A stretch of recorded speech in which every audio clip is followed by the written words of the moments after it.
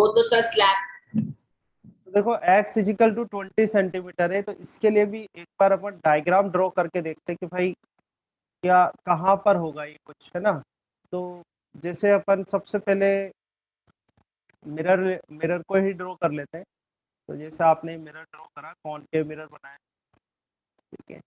तो ये concave mirror हो गया। कॉनकेव मिरर सर के ऑब्जेक्ट डिस्टेंस का कोई फर्क तो पड़ ही नहीं रहा स्लैब हाँ वो डिस्टेंस का। बिल्कुल बिल्कुल देखेंगे, वही तो मैं आपको विजुलाइज कराना चाहता हूँ कि देखो क्या होगा, है ना। तो ये आपका पोल आ गया, ये पोल बन गया, है ना।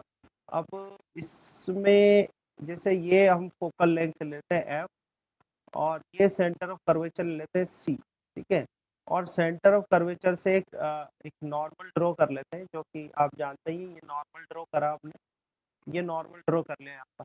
अब जो सेंटर ऑफ कर्वेचर है ना, सेंटर ऑफ कर्वेचर की जो डिस्टेंस है पोल से, वो 20 सेंटीमीटर है कि नहीं है। जो आपका रेडियस ऑफ कर्वेचर है वो तो 20 सेंटीमीटर है, तो ये डिस्टेंस 20 सेंटीमीटर आ गई। और इन्होंने ये बोला है कि जो स्लैब है ना अपनी, स्लैब जो है वो यहीं पर ही है, जो स्लैब है हमारी वो स्लैब 20 सेंटीमीटर पर ही रखी हुई है। तो अगर मैं यहाँ पर स्लैब बना देता हूँ कुछ इस तरीके से, ये अपन स्लैब बनाई कैसे मैंने,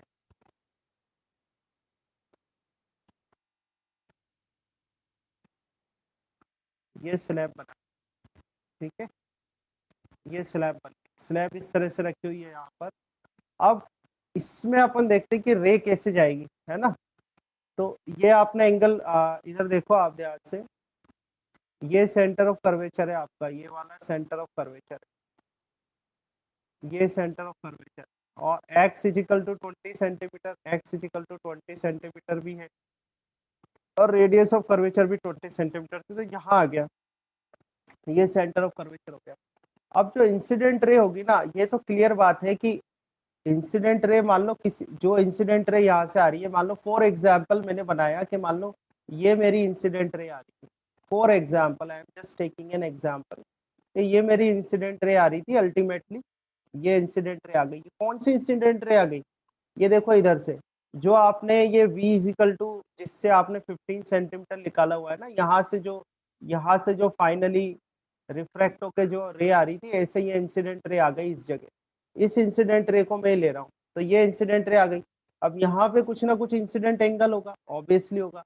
अब ये इंसिडेंट एंगल है, तो लॉ ऑफ रिफ्लेक्शन मेरा ये कहता है कि भाई रिफ्लेक्टेड एंगल तो इसके बराबर ही होगा। तो रिफ्लेक्टेड एंगल उतना लेके, जरूरी नहीं है फोकस से ही पास हो ये, ठीक है, ऐसा बिल्कुल जरूरी नहीं है, कुछ भी अपन ने एंगल लेके अपन ने इसको पास कर दिया, जरूरी नहीं है फोकस से ही पास हो, ठीक है।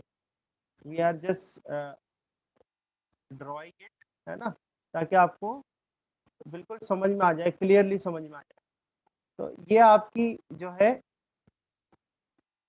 ये आपकी रे बन गई, ठीक है। तो ये इसको यहाँ पर कहीं पे इंटरसेक्ट कर रही है, इस जगह यहाँ पर इंटरसेक्ट कर रही है, पर होगा क्या, देखो होगा क्या, ये रे आगे जाएगी, और है ना, ये रे आगे जाएगी और आगे जाके कहाँ इंसिडेंट हो जाएगी, देखो ये रे आगे जाएगी, आगे जाके स्लैब पर इंसिडेंट हो रही है, ये स्लैब पे इंसिडेंट हो, ठीक है, हो गई स्लैब पे इंसिडेंट हो गई। ये एक रिफ्लेक्टेड रे है, ये रिफ्लेक्टेड रे पास हुई और यहाँ स्लैब पे इंसिडेंट हो गई। ऐसे ही अपन एक रिफ्लेक्टेड रे और लेते हैं, ठीक है, एक रिफ्लेक्टेड रे और बनाता हूँ मैं। तो उसके लिए भी मुझे नॉर्मल ड्रॉ करना है, डायग्राम थोड़ा सा समझना आप, उसके लिए भी नॉर्मल ड्रॉ करना है। तो मैंने ये नॉर्मल ड्रॉ करा, ठीक है, ये हमने क्या करा, ये नॉर्मल ड्रॉ कर लिया, ठीक है। अब ये इंसिडेंट रे यहाँ से बनाओगे, और इंसिडेंट रे क्या करोगे आप, रिफ्लेक्ट करोगे इधर से भी, ठीक है, यहाँ से भी एक इंसिडेंट रे, जैसे ये रेड वाली इंसिडेंट रे थी, ऐसे ही इंसिडेंट रे नीचे से भी आएगी।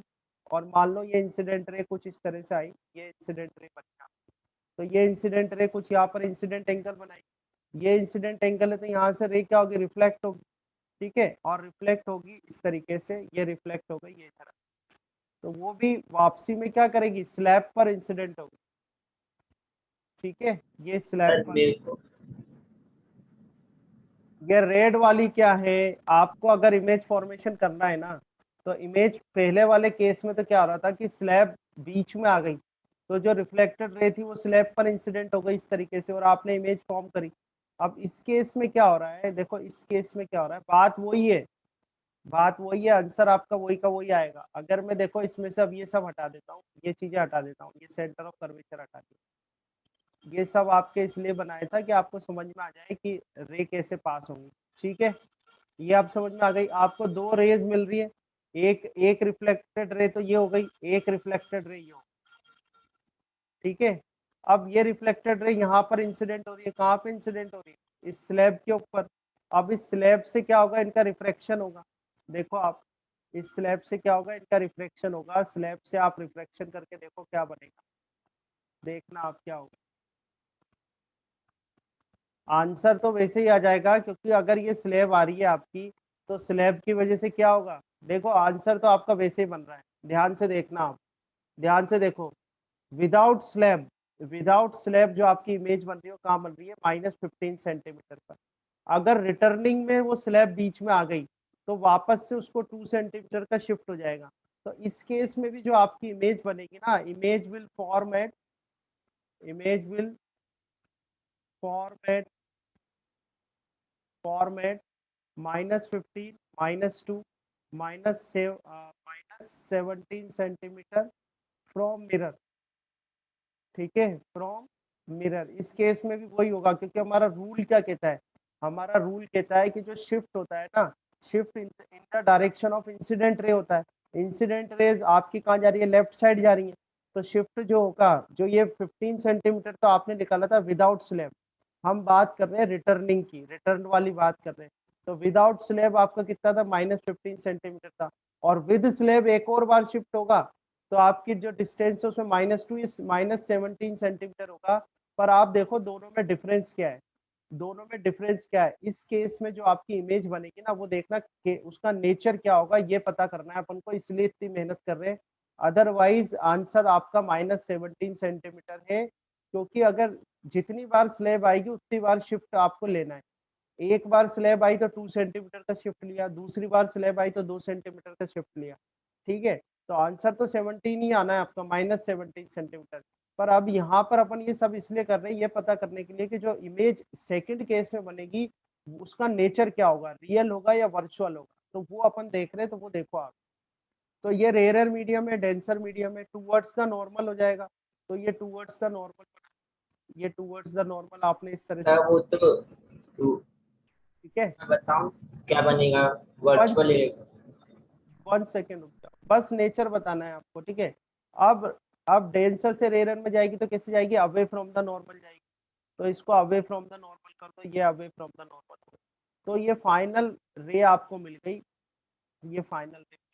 ऐसे ये वाली जो रे है, ये सेकंड रे है, इसके संग क्या होगा, इसके संग क्या होगा, ये भी कैसे जा रही है आपकी, टूवर्ड्स द नॉर्मल बना लो पहले तो ये टूवर्ड्स द नॉर्मल बनाई आपने, ये टूवर्ड्स द नॉर्मल होगा।